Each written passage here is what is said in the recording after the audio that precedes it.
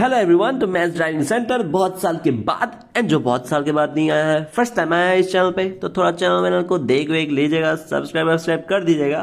Anyway, आज के question को देखिए, बहुत इजी क्वेश्चन है। आप लोग पहले ट्राई कर लीजिए, जिसको आया अच्छा है, जिसको आइडिया नहीं है कैसे करना है तो देखते हैं कैसे चलाते हैं इस क्वेश्चन को। तो क्वेश्चन बहुत ही कॉन्सेप्ट बेस्ड है, ट्रिक बेस्ड है। अगर आप लोग को पता है तो आप लोग क्वेश्चन को 1 सेकंड में कर सकोगे, 1 सेकंड नहीं 1 मिनट में तो कर ही सकोगे। तो कॉन्सेप्ट क्या है, वो मैट्रिक्स का बेसिक प्रॉपर्टीज के ऊपर है। ठीक है, क्या है वो देखते हैं। देखिए, मैट्रिक्स होता है तो मैट्रिक्स का आइगन वैल्यूज रहता है। तो मैट्रिक्स का आइगन वैल्यूज को जब हम लोग प्रोडक्ट करेंगे तब हम लोग को डिटर्मिनेंट निकलता है। ठीक है, product of eigen values equal to determinant. Next, matrix अगर टी है, उसका आइगन वैल्यू अगर लेमडा है तो टी पावर एन का आइगन वैल्यूज क्या रहेगा, लेमडा पावर एन रहेगा। ठीक है, determinant of that matrix of any matrix अगर नॉन जीरो है तब उस मैट्रिक्स का रैंक क्या होगा, रैंक होगा एन होगा, जहां पे एन क्या है, n is the order of that matrix. ठीक है, अगर determinant of that matrix any matrix zero हो तब रैंक ऑफ मैट्रिक्स क्या रहेगा, क्या होगा नहीं बोल सकेंगे, लेकिन क्या नहीं होगा वो बोल सकेंगे। Rank of that matrix n हो ही नहीं सकता। अगर डिटर्मिनेंट इक्वल टू जीरो है तब rank of that matrix n हो ही नहीं सकता। लास्टली, मैट्रिक्स को नील पोटेंट का बोलते हैं जब टी पावर के इक्वल टू जीरो, जहां पे के बिलोंग्स टू नेचुरल नंबर, के इक्वल टू 1 2 3 4, मैट्रिक्स को 1 बार 2 बार 3 बार मल्टीप्लाई करो, अगर जीरो मैट्रिक्स आ जाए तब हम लोग बोलेंगे कि मैट्रिक्स नील पोटेंट है। एंड यहाँ पे के को हम लोग इंडेक्स ऑफ टी बोलते हैं। ठीक है, ये सब बेसिक्स कॉन्सेप्ट है। अभी देखते हैं क्वेश्चन में कैसे लगाते हैं ये सब कॉन्सेप्ट को। ठीक है, तो क्वेश्चन में क्या बोला गया है कि टी एक n क्रॉस n मैट्रिक्स है। ठीक है, n क्रॉस n मैट्रिक्स है जहां पे determinant of T equal to zero है।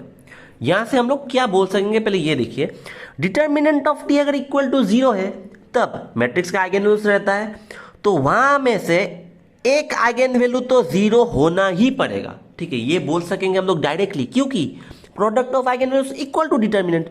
तो डिटर्मिनेंट अगर जीरो है तो एक आइगन वैल्यू तो जीरो होना ही पड़ेगा, तब प्रोडक्ट जब करोगे तब जीरो हो जाएगा, जीरो इंटू एनीथिंग जीरो, तो एक आइगन वैल्यू जीरो तो होना ही पड़ेगा। ठीक है, जीरो आइगन वैल्यू टी का एक आइगन वैल्यू। ठीक है, 2 3 हो सकता है, हम लोग को नहीं पता, लेकिन एक तो जीरो होना ही पड़ेगा। और क्या बोल सकेंगे कि determinant of T equal to zero है तब rank of T less than n होगा, मतलब एन हो ही नहीं सकता। ठीक है, अभी क्वेश्चन में देखिए ऑप्शंस क्या क्या है, आप लोग को देखना है कि कौन सा सही है। फर्स्ट क्या बोल रहा है, zero is not an eigen value of T square. ठीक है, टी एक मैट्रिक्स है n क्रॉस n। ठीक है, टी स्क्वायर भी एक n क्रॉस n का ही मैट्रिक्स बनेगा। तो हम लोग को क्या पता चला कि t का जो एक आइगन वैल्यू है वो जीरो है। ठीक है, जीरो एक आइगन वैल्यू है, तो हम लोग को क्या पता चलेगा कि टी स्क्वायर का जो एक आइगन वैल्यू है वो तो जीरो ही होगा, क्योंकि जीरो स्क्वायर कर दीजिए, जीरो स्क्वायर करने से जीरो ही आएगा। यहाँ पे लैम्डा 1 लैम्डा 2 और भी आएगा आइगन वैल्यूज, क्या है नहीं पता, लेकिन एक जीरो है टी का, तो टी स्क्वायर का भी एक जीरो ही होगा, और कुछ हो सकता है, हम लोग को जरूरी नहीं है। तो देखिए यहाँ पे क्या बोला गया है, zero is not an eigen value of T square, लेकिन हम लोग को मिल रहा है zero is an eigen value of T square, तो ए ऑप्शन गलत है। ठीक है, अभी नेक्स्ट क्या बोल रहा है, B zero is an eigen value of T. ठीक है, zero is an eigen value of T, हाँ ये सही है, but zero is not an eigen value of T square गलत है। अगर टी का आइगन वैल्यू जीरो है तो टी स्क्वायर का भी आइगन वैल्यू जीरो होना ही पड़ेगा। ठीक है, अभी सी में देखिए क्या बोल रहा है, the rank of T cube is strictly less than n. मतलब आप लोग को क्या बोल रहा है, देखिए टी एक मैट्रिक्स है, टी स्क्वायर भी एक मैट्रिक्स बनेगा, टी क्यूब भी एक मैट्रिक्स बनेगा, कितना ऑर्डर का बनेगा, एन क्रॉस एन ऑर्डर का ही बनेगा। अभी टी का आइगन वैल्यू जीरो है, टी स्क्वायर का आइगन वैल्यू जीरो है, तो टी क्यूब का एक आइगन वैल्यू क्या रहेगा, जीरो ही होगा, जीरो क्यूब जीरो, एक आइगन वैल्यू जीरो तो होना ही पड़ेगा। ठीक है, बाकी क्या है हम लोग को जरूरत ही नहीं है। ठीक है, तो टी क्यूब का एक आइगन वैल्यू जीरो होना ही पड़ेगा, तो रैंक बोला गया है कि rank of T cube is strictly less than n. ठीक है, अभी डिटर्मिनेंट ऑफ टी क्यूब क्या रहेगा, ये बोलिए, डिटर्मिनेंट ऑफ टी क्यूब। वही यहाँ पे हम नूब है थोड़ा, तो हैंडराइटिंग को थोड़ा माफ कर दीजिएगा। तो डिटर्मिनेंट ऑफ टी क्यूब क्या होगा, एक आइगन वैल्यू तो जीरो है, तो zero into something something something. ठीक है, तो क्या होगा, जीरो ही होगा, क्योंकि product of eigen values equal to determinant.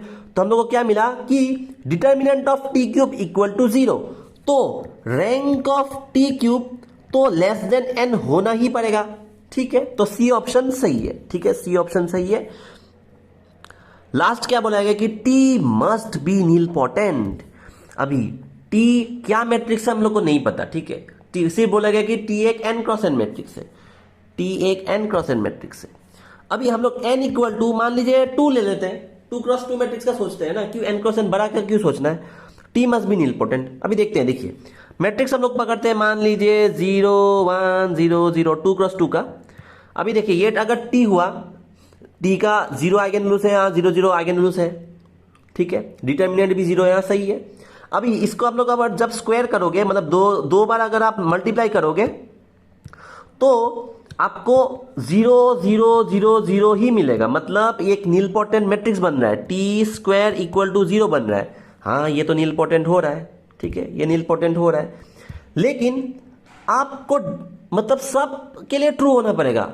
तो मैं एक एग्जांपल दे रहा हूं, मान लीजिए ये है 1 0 0 0, ये एक टी है, एन क्रॉस एन देखिए 0 एक आइगन वैल्यू है, डिटर्मिनेंट भी 0 है, डिटर्मिनेंट भी 0 है। तो हम लोग को जो क्वेश्चन में बोला गया वो सेटिस्फाई कर रहा है सब। अब इसको आप और एक बार मल्टीप्लाई कर दीजिएगा 1 0 0 0, तब क्या आएगा, देखिए 1 1, तो ये आ जाएगा 1 0 0 0, ये आ जाएगा। तो ये एक नीलपोटेंट मैट्रिक्स नहीं है, देखिए ये 0 नहीं हो रहा, ये एक नीलपोटेंट मैट्रिक्स नहीं है।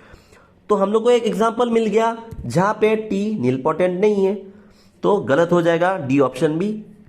तो सही आंसर क्या होगा, सी होगा सही आंसर, ठीक है। तो यही था आज के क्वेश्चन में, होप आप लोग को समझ में आया। एंड जिसको समझ में नहीं आया, अगर कुछ भी डाउट हो तो आप लोग कमेंट करके बोल सकते हो, रीच आउट कर सकते हो मुझे। तो यही था, thank you for watching, thank you for your time. तो ये डायलॉग है हम लोग का लेजेंडरी डीजी सर का, तो मेरा भी मुंह पे आ गया, thank you for your time. अच्छा ही है। एंड कुछ नहीं, आप लोग करना जो भी करना है, लाइक शेयर सब्सक्राइब जो भी। एंड बाय बाय, मिलते हैं और 1 साल के बाद। तब तक चलते रहिए, चलाते रहिए खुद की गाड़ी को आराम से।